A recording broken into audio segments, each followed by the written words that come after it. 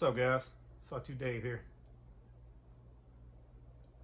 Got this sawtooth back. You seen Neve's review of the sawtooth? That was this sawtooth right here. I think Lefty's gonna do a video on it too. He said he was, or did. He just ain't released it yet. So you look on Lefty, you'll probably see something about this on there. But Neve's put a nice little edge on it. I don't know if you can see it in the video or not. My buddy Aaron had this knife before me. Well, I had it, and then he had it, and I got it back. He had a good edge on it too. Neves just took it to that next level. Dude's really awesome at sharpening. If y'all didn't already. It's on Father's Day, so happy Father's Day to all you guys that are fathers. Went to like a little movie thing. One of our clients invited us to their thing. We went to see Jurassic World. Not so much in the movie, but I thought it was cool. They gave us that right there, so I thought it was kind of funny. Figured I'd share it. I think one of the people that work up front made those for everybody that went to there, but it was a cool gesture, and definitely the first time I've been in movies in shit, probably years at this point. Man, I really enjoyed it. So the last video I did, it was, you know, all top down and trying to be like a serious video, kind of sort of. It ain't really my style, man. So we're going back to this shit. Hope y'all don't mind, but Old Dominion is still definitely kicking it. I love this knife. The more I carry it, the more I'm kind of really digging it, man. It's just it's a slick knife, man. And Plethora of Braves asked me about the drop shutty on this. I don't think you can get much more drop shutty than what this knife is. It's ridiculous. It's a sick knife. Really, if you guys have a chance to pick up or get handle the Old Dominion, check it out. Matter of fact, I think he's seen, I don't remember what his Instagram is, but I think it's Old Dominion Knife Works. I've seen he might be selling some, but you know, he builds them, he sells them. So, but there may be some available if anybody's interested. I don't know. Ain't like I'm a salesman, but I just figured I'd throw that out there. Yeah, fuck it, let's do this now. Do a quick talk about the other knife I got, which is this Macnese PM2 3.5 inch. Awesome action on this one too.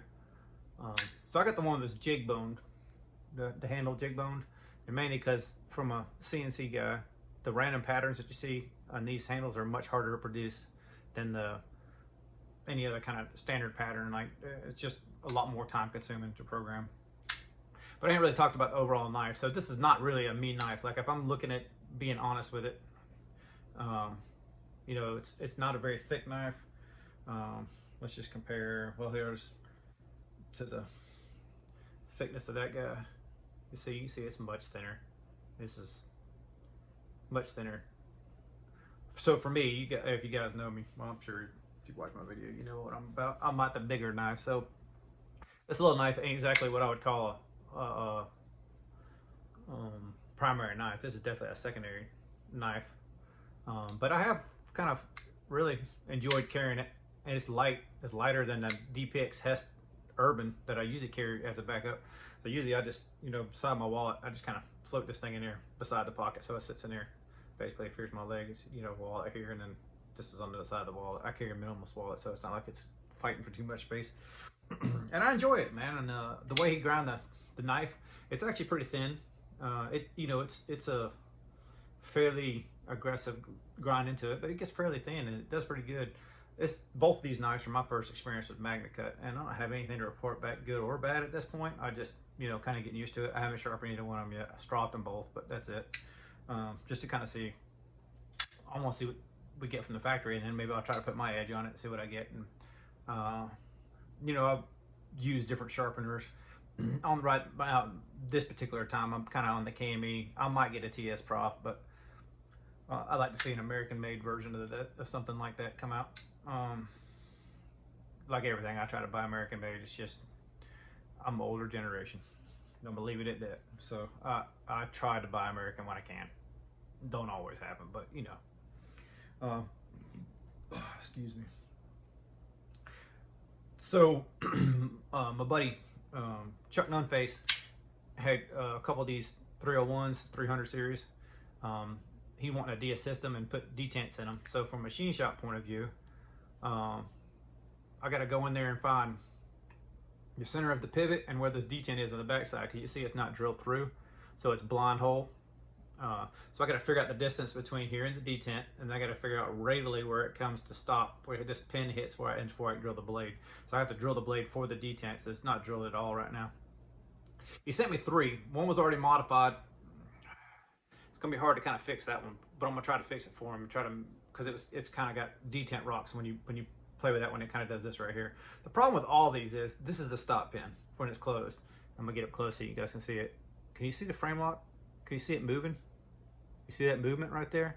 So it's kind of hard to be a good crisp detent if your frame lock itself's moving. So I don't know that I'm gonna be able to do or get the crispiest detent that I want, but I think I can definitely do something to make it cool, nice, make these manual, because this is not bad, you know, nobody's saying it is, but it's just one of those things. I know, I feel exactly what he's asking. He just wants a nice manual deployment 301. It's kind of what we always all wanted, right? So why didn't Kershaw make one? Hell if I know. Why didn't they drill the detent hole through the lock bar? Hell if I know. Right? This is old ZT. I'd much rather work on the old stuff than some of the newer stuff, because I don't know, most of the new stuff they making ain't really appealing to me. That's probably one of the biggest letdowns of Blade Show. They ain't seen nothing from ZT, man. But while I'm talking about Chuck Nunface, we ended up doing a little swap deal, so I have a Medford coming in from him, swapped out Hinder and his ZT and a little bit of money, and got that Medford off of him. But you know, people been going through the whole I hate Medford phase, you know, like it's kind of like the Hoback phase. I got screwed on the Hoback phase. I think everybody that watched that pretty much knew where I stayed on that one. But I'm capitalizing on this Medford phase. Everybody that's fucking hating on them, that's fine with me. You hate all you want. Here's the new one. I think I might have posted a picture on this on Instagram. I don't know. It's just a 187 drop point. This is in S90B.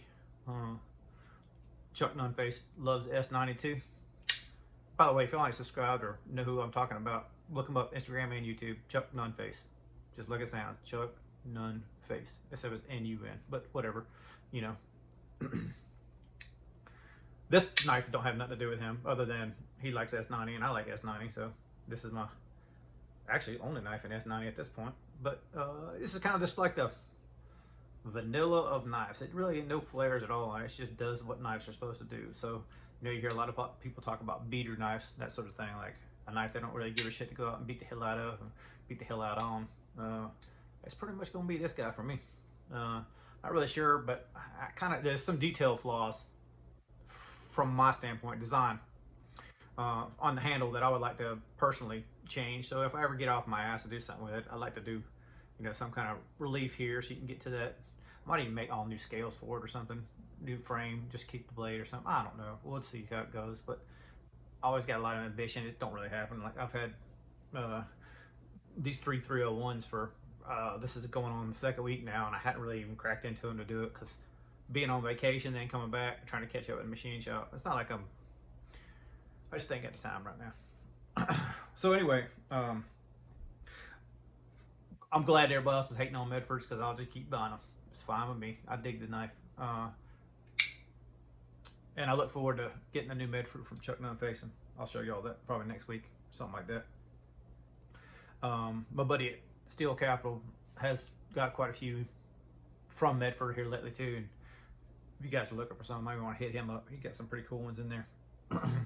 Figured I'd just mention him because I guess he's starting to stock up on some of these more knives like I like and that sort of thing. So I try to help the businesses that, you know, seem to be allowing the same kind of stuff we're into. But this is Father's Day, right? So I got kind of a couple stories here. So when I was in Blade Show, or at Blade Show, you know, I stayed at my dad's house. It was basically an hour south from where that show took place. I'll show my mom's last. While we're there, it's kind of funny because I was looking for a bag, and the bag we found was my mom's last hunting bag, her hunting license, her tags in there, her knife was in there. I ended up getting her knife. I might as well show it right now. I was going to show it last, but it's just an old case. So here's the clip for it, or the case for it, whatever you call these fucking things. It's just an old case. Nothing super spectacular. Blade's about half wore out. And it was all green, the patina and stuff. So I cleaned most of that green off, but it's just a little case. They call it the Mako series. I don't know how old this one is. I'm guessing somewhere in the 80s is when she got it. they seem to, both my mom and dad seem to prefer the clip points and all their gutting knives. So this knife has gutted several deer, but this is my mom's knife. It's Father's Day, so we're going to talk about Father's knives. So as after I got that knife from my mom, or out of her last hunting bag, Dad's like, "Well, hell, I got a couple knives too. If you want a couple," and I was like, "Sure, break them out." So as Pop's breaking all these knives out, he didn't realize he had as many knives as he did, so which I thought was hilarious. He ended up having about 20 something knives, almost 30 knives. So you know, kind of surprised him he had as many as he did. There's a couple in there that I had given him he forgot about, so it's kind of funny. But this is just, I'm gonna go through a couple that he gave me, and then two of them got some stories on them here in a second. But this is just an old timer. This is a very older Schrade. So they even got the serial number of, I think, 152. I don't know if you see it or not. So I don't know if that's a serial number or whatever it is, but it's just an old timer. He told me a story about when he bought it from a dude. I'm not gonna go into it, huge details. It's just a cool little older knife, old timer. So I thought it was cool. I kind of remember seeing this a little bit when I was younger, and it just reminded me of being youth, I guess, right? But really the ones that did, and both these have stories, so you'll have to indulge me a little bit here. So always when we hunted, he had two different pocket knives on it. He had this Schrade, and he had a Puma. Pumas were German. I guess that's more his thing back in them days. He liked the German-made stuff. His generation, the Germans were probably one of the higher end, I guess, manufacturers or something. But this old Schrade, this is Schrade as well. You can see it's got plenty of wear on it. I remember him seeing polish in his sheath and everything else back in them days. This is his old Schrade, another lock back, clip point, and it was covered in green, all kind of other crap too. So we had to clean it up as well. But it's just cool, man. So this is my dad's very first folding knife. He got this when he was a youngin'. So I think it's cool as hell that he passed it on to me. It's cool as shit. Still got pretty decent action for what it is. What does this say on it? You'll have to excuse me for a second here. I can't read it that way. It basically says it's USA, and I think it says pattern 187 or 1B7 or something along those lines. But it's just a cool Schrade lockback. But the history of it is what's more meaningful for me, that heirloom part of it. Like, it's just a cool little thing that always reminds me. Every time I see the sheath, especially, like just seeing that sheath reminds me. I've seen it 1.5 million times on my dad's belt when we were hunting. He always carried this thing, almost always. I ain't been hunting since I was like, I don't know, 15 or 16 or something. So how many fucking years ago that was. Here's another one that I used to see on his waist, and this one has a definitely different story. So this is an old fixed blade. It's American made as well. I think it's called Kinfolks. Let's see if I can get this right light in here. Yeah, Kinfolks. So it's leather wrapped, old ass knife made in America. So this knife was my grandfather's. And my dad killed his first deer. My Nano gave it to my dad so he could gut his deer, and then we got done with it, told him to put it in his bag. It was his. So my dad earned that with his first deer he ever killed. So the very first deer my dad's killed, I don't know how many deer. Like the time that I've hunted with him, probably, no exaggeration, probably hundreds of deer. He was always hunting. Like deer season open, if you want to see my pop, you went to the hunting camp, because he went from work to the hunting camp. He didn't come home. Very little, anyhow. Just maybe splash and go, shower and dash kind of thing. But most of the time he'd shower at work and go straight to the hunting camp. So this kind of cool, bringing back memories, I guess, of hunting with him and that. And then the fact that it was my Nano's before it was even his. So it kind of lets a story known about, you can see the hand stamp, serial number or whatever that is right there. That's just cool, man. It's just cool ass knife. I probably never use any of these things. And from today's knife standards, it's probably not really a good knife by any stretch. But kind of give you the indication of, like, my Nana would just buy stuff that would be decent, but not necessarily top shelf, but it would last him a lifetime, and he would take care of it and that sort of thing. So it kind of gives an insight into like their mindset when they bought stuff. So the guys now, they're buying more of the mid-tier knives, like the ones that are really good functionally, but not necessarily the most valuable or higher end and that sort of thing. That's kind of where this knife's at. But a long ass time ago. So I believe this knife was made in the 30s. 20s or 30s, I'm not 100%, but it's an old ass knife. But I thought it'd be cool to show those for Father's Day, especially like that. Especially like this one. I don't know, for me, this one just brings back so many memories of my father anyhow. So I'll ramble for about 15 minutes again this time. See what else we can talk about. I ain't really got a whole lot else. I guess we'll see you next week. All right. Y'all be good. Happy Father's Day to all you fathers. All right, then. Later.